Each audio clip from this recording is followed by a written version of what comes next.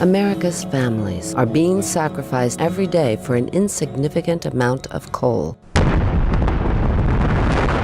They don't make Nerf bulldozers. Bulldozers are made to move earth. Most scientists wouldn't have the stomach for it. The Institutional Review Board would never approve it. It would never pass human subjects review because it would be unethical, immoral.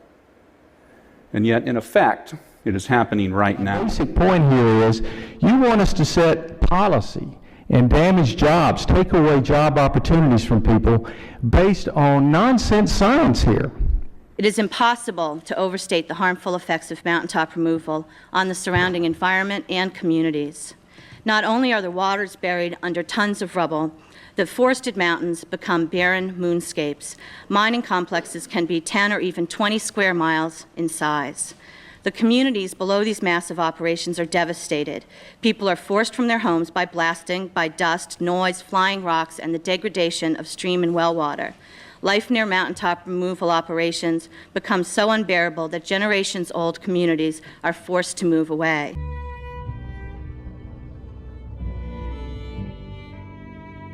This is mountaintop removal coal mining, and it's killing people.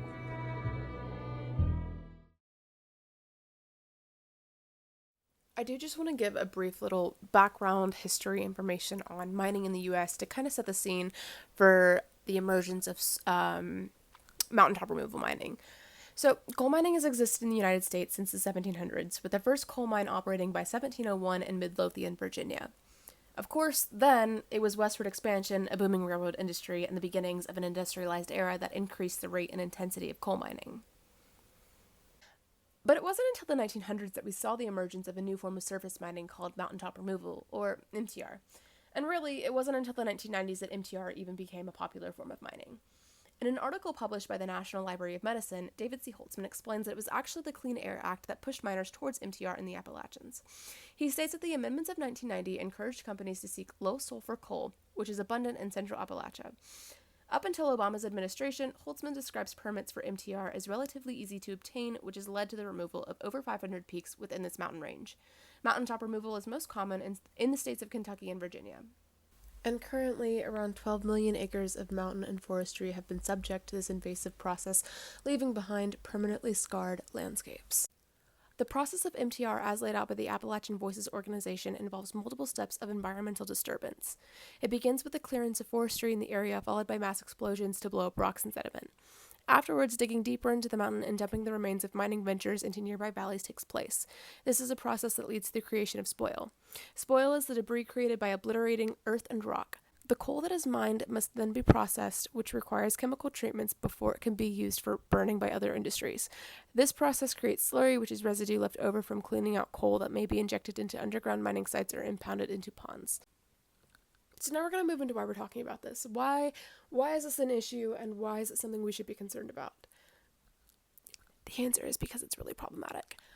But so in my research, I separated the way that harm was felt into three main categories. One being the environmental and the natural world. So this is how non-human species feel the impact of mountaintop removal. The second being how human beings are exposed to health complications and health issues, or just in general, how their health may be impacted by this process. And then the third being the negative societal implications. So when we talk about the environment, the disruption of mountaintop removal is really in its name. This is a process that requires the removal of a natural part of the landscape. The environmental harms that come from this process don't just begin and end with the removal process in just one specified area.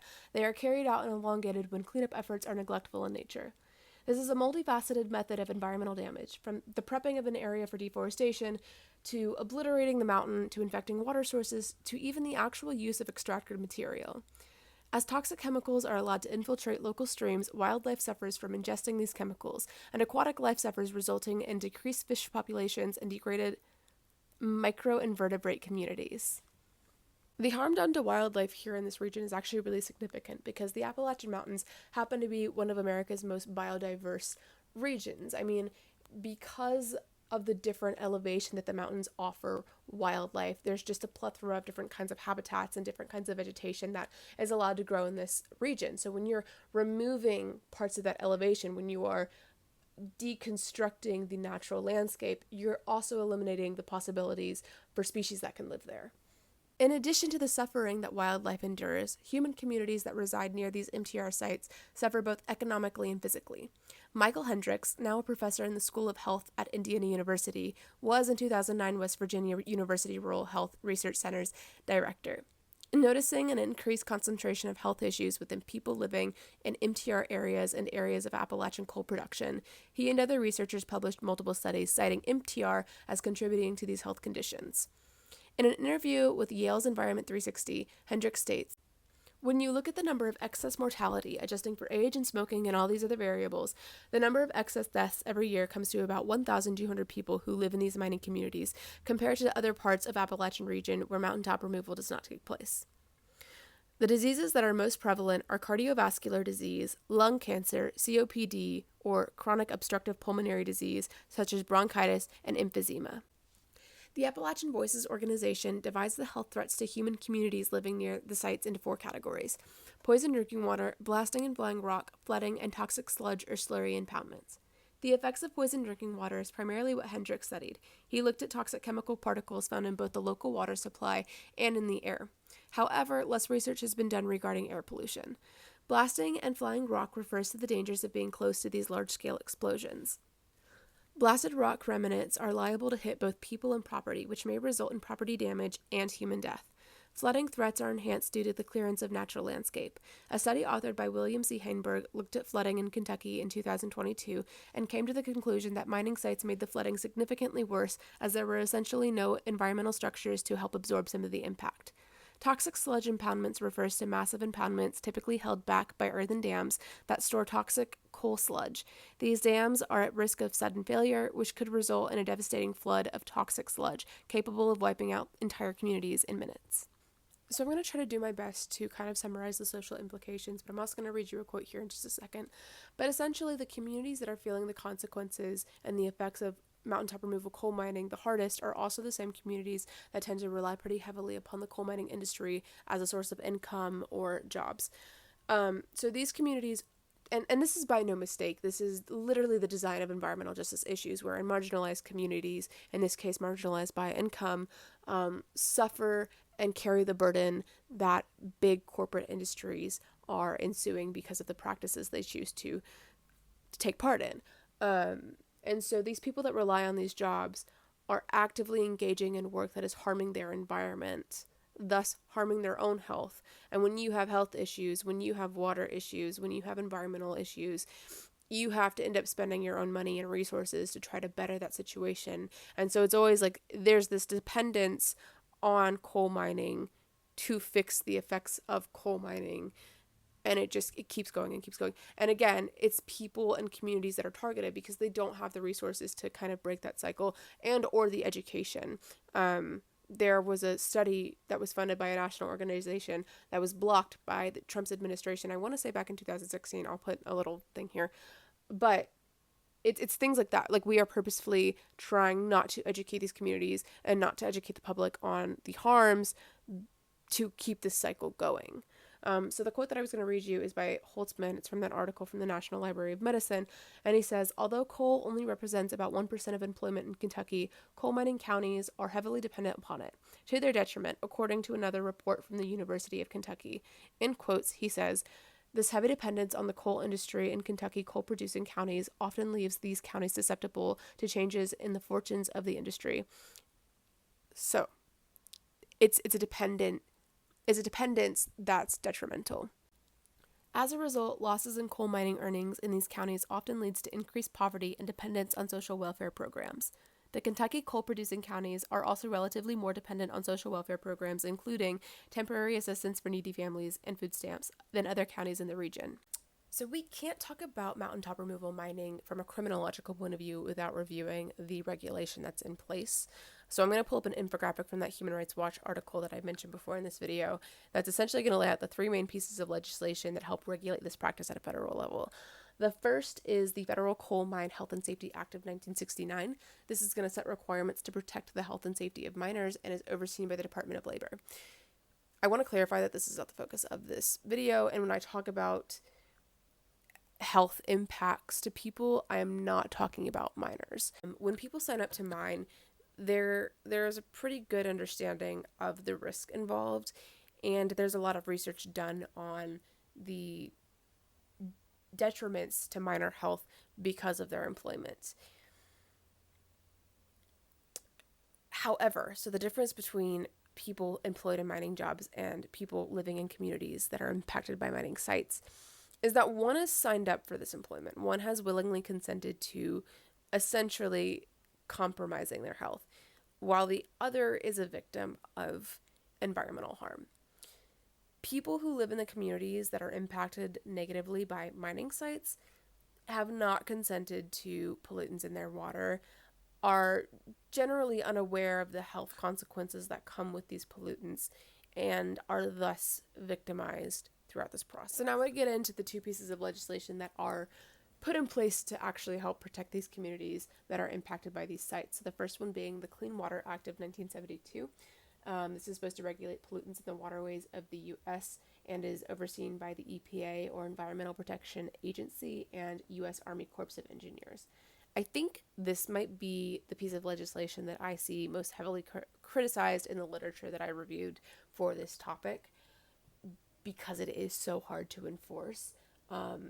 It's just, there's not really a good way to mitigate water pollutants, or the pollution that goes into water systems. As soon as you dump it on those streams, it's spreading. Okay, so then the third piece of legislation is the Surface Mining Control and Reclamation Act of 1977. This is also referred to as SMCRA. And essentially this sets requirements for preventing, mitigating, and addressing environmental impact of surface mining. So this is like the after. This is the, you can't leave this mountain abandoned like this, you gotta clean up piece of legislation. And what this is saying is, for the projects that are going to take place, for the MTR projects that are going to happen, in order to retain a permit to do that, you have to have a laid out plan for how you're going to deal with things afterwards. This means the cleanup efforts involved. This means any plans for infrastructure or economic development. And if that's not going to happen, you need a plan for restoring wildlife and vegetation. So within the permit, when they talk about water quality, that's going to be specified by the Clean Water Act. This becomes a problem, though, when you consider the fact that state regulations and state regulatory practices can waive some of these things. For example, a company can submit a project proposal and say that they're going to build infrastructure on the flattened land, and then have that part waived after the fact, meaning they do end up just leaving the mountain flattened.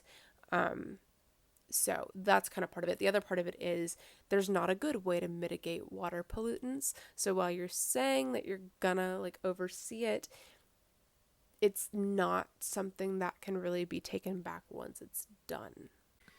I wanted to talk about this topic in the wake of our most recent presidential race, because we're looking at a shift in domestic mineral production. So the Trump administration that is coming into office has very vocally advertised that they are going to encourage the extraction of resources domestically. In the past, Trump has blocked a federal study to study the impacts of mountaintop removal mining on community health.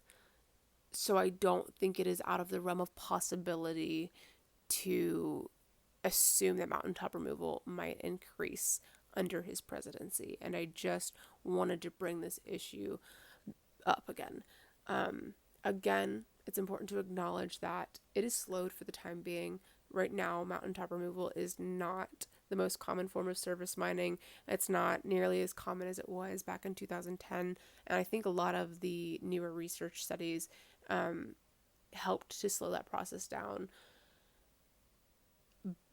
I do think it is a possibility for it to resurface in its popularity. So I hope you enjoyed this video. I hope I gave you something to think about, and maybe if you are ever able to, stop and look at the mountains, stop and look at anything that's been impacted by a mining site. Maybe consider what kind of mining it was. Again, if you were interested in the topic, the links are all below. I really recommend looking. It's really interesting. And there's so much information that I just wasn't able to cover, but there's a lot.